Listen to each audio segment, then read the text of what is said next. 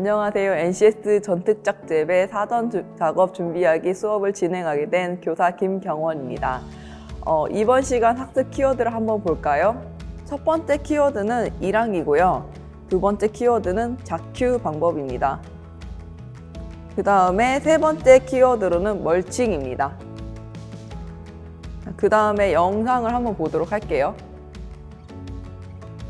선생님이 실제로 수업 시간에 일항과 고랑을 만들고 플라스틱 필름을 이용해서 멀칭을 하고 있는 실습 영상을 준비해 보았습니다.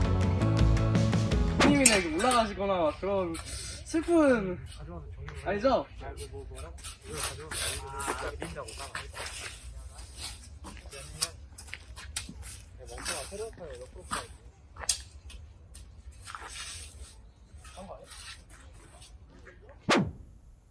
영상을 보니 친숙한 모습이지요. 저희 학교 학생들이 삽을 이용해서 멀칭을 했습니다. 영상 속 일항은 굉장히 넓게 조성해 놓았고 플라스틱 필름은 검은색을 사용했는데요. 이처럼 우리가 원하는 목적에 따라 일항의 너비를 조절하고 멀칭 재료를 선택하여 피복을 한 후 작물을 재배를 시작하죠. 이번 시간에는 일항과 고랑의 정의에 대해서 알아보고 자큐 방법에는 어떠한 것들이 있는지 분류하고 설명할 거예요. 그 다음에 멀칭이 무엇인지 살펴보고 멀칭제의 종류와 멀칭의 효과에 대해서 공부할 겁니다. 자, 우선 일항이란 작물이 심겨진 부분을 말합니다. 그림을 보시면 어린 식물이 두둑 위에 심겨져 있죠? 이 부분이 일항입니다. 고랑이란 일항과 일항 사이의 골을 의미합니다. 식물이 심겨진 사이에 골이 있는데 이렇게 움푹 들어가 있는 이 부분을 말합니다. 고랑이 있으면 작업자가 작업을 위해 이동할 수 있는 공간이 되기도 하고요. 작물과 작물 사이에 간격을 두어 햇빛의 확보를 하는데 용이합니다. 자큐란 농작물을 심어 재배하도록 일항을 만드는 것을 말합니다. 자큐 방법에는 크게 세 가지로 분류가 되어 있는데요. 첫 번째로는 평유법, 두 번째로는 성유법, 세 번째로는 휴리법이 있습니다. 구체적으로 하나하나 보도록 할까요?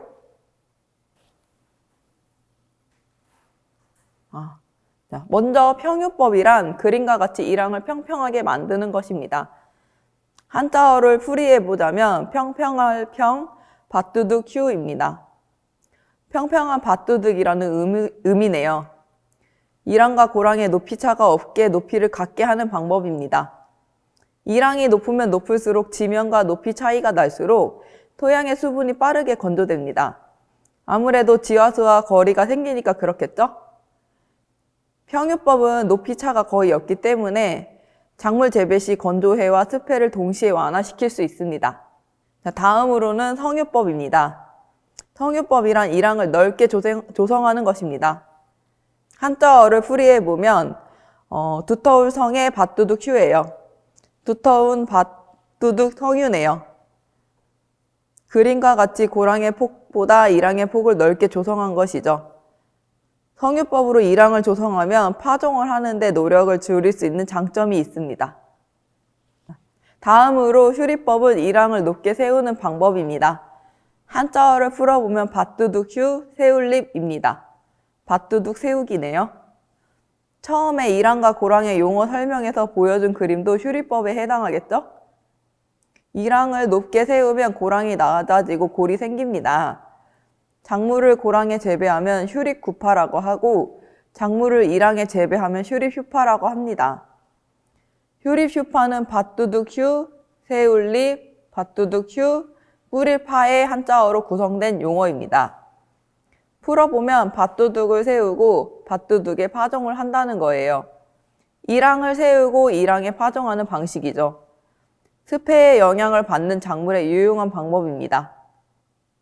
휴립구파는 밭두둑 휴, 세울립, 도랑쿠, 뿌릴파의 한자어로 구성된 용어입니다.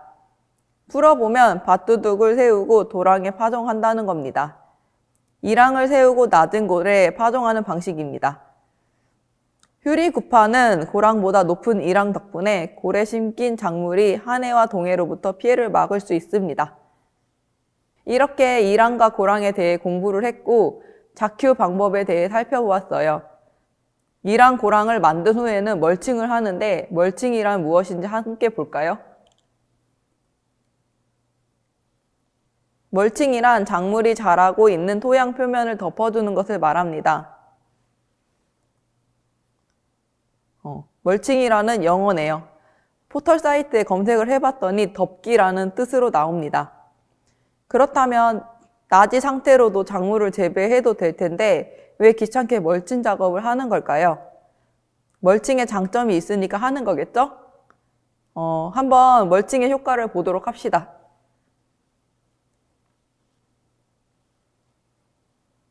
멀칭을 하면 첫 번째 좋은 점이 지온을 조절할 수 있습니다.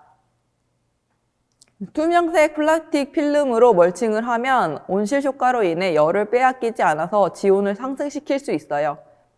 땅의 온도가 이렇게 높아지거나 유지되면 좋은 점이 추울 때 봄에 발화 온도를 맞춰줄 수 있어서 발화를 촉진시킬 수 있습니다. 반대로 볏짚이나 종이를 멀칭하면 지온을 하강시킬 수 있습니다. 더운 여름에 고온해로 인해 생육장애를 받는 작물에게 생육장애를 미리 방지할 수 있는 장점이 있습니다. 지온 조절은 멀칭제의 비투가 여부에 따라서 달라지네요.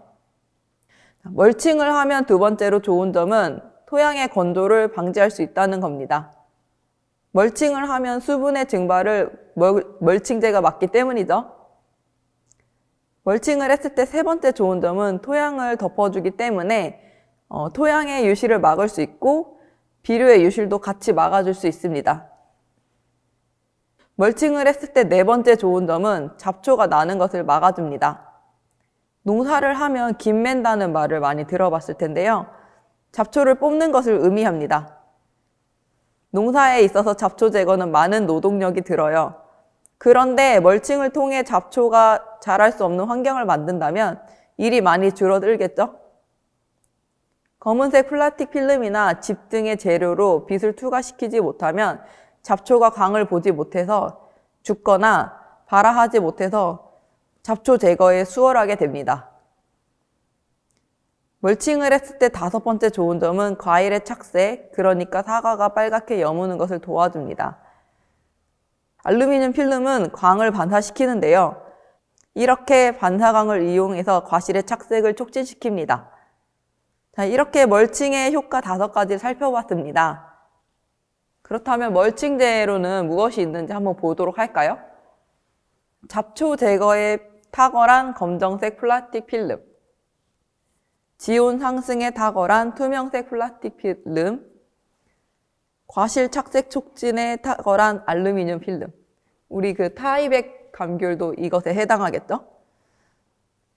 그 다음에 지온 하강에 유리한 볏짚, 여러 용도로 이용하는 차광막, 바크, 잡초 매트, 종이 등등이 있습니다. 앞에서 검정색 플라스틱 필름이 잡초 제거에 탁월하다고 했었죠. 실제로 가장 많이 사용하고 있는 멀칭제예요. 하지만 사용 후에 걷어내는데 많은 노력이 들고 잘 분해가 되지 않아서 주변 환경을 오염시키는 문제가 있습니다. 분해가 잘 되는 플라스틱이나 재생지 등의 멀칭 재료를 개발하는 데 힘쓰고 있다고 하네요. 이번 시간은 이랑과 고랑, 잡큐 방법, 멀칭에 대해서 알아봤는데요. 다시 한번 정리해 볼까요? 이랑이란 작물이 심긴 부분입니다. 고랑이란 이랑 사이의 고리예요. 잡큐란 농작물을 심어 재배하도록 이랑을 만드는 것입니다. 잡큐 방법에는 평유법, 성유법, 효리법 세 가지로 분류됐어요. 평유법은 이랑과 고랑의 높이를 같게 하는 것입니다. 성유법은 이랑을 보통보다 넓고 크게 만드는 방법이었습니다. 효리법은 이랑을 세우고 고랑을 낮게 하는 방법이었습니다. 효리법에는 효립구파와 효립휴파법이 있었어요. 효립구파는 이랑을 세워서 낮은 골에 파종을 하는 것이었습니다. 효립휴파법은 이랑을 세우고 이랑에 파종을 하는 것이었어요. 멀칭이란 작물이 자라는 토양 표면을 덮어주는 것을 말합니다. 멀칭을 했을 때 효과로는 지온 조절, 토양 건조 방지, 토양과 비료 등의 양분 유실을 방지할 수 있었고요. 과실의 착색을 촉진시키고 잡초 제거에 많은 노력을 들이지 않아도 된다는 것이었습니다. 멀칭을 할 때 사용하는 멀칭 재료는 검은색 플라스틱 필름, 투명색 플라스틱 필름, 볏짚, 알루미늄 필름, 다크, 차각막, 잡초 매트 등이 있었습니다. 이번 시간에는 이랑코랑 그 다음에 자큐 방법, 멀칭에 대해서 정리까지 다 했는데요. 선생님은 공부를 하는 데 있어서 용어를 잘 알아야 한다고 생각을 합니다. 그래서 여러분들이 용어 정리를 잘 할 거라고 생각을 하지만 한자는 따로 더 알아두기로 정리해놨으니 참고하길 바랍니다. 수고하셨습니다.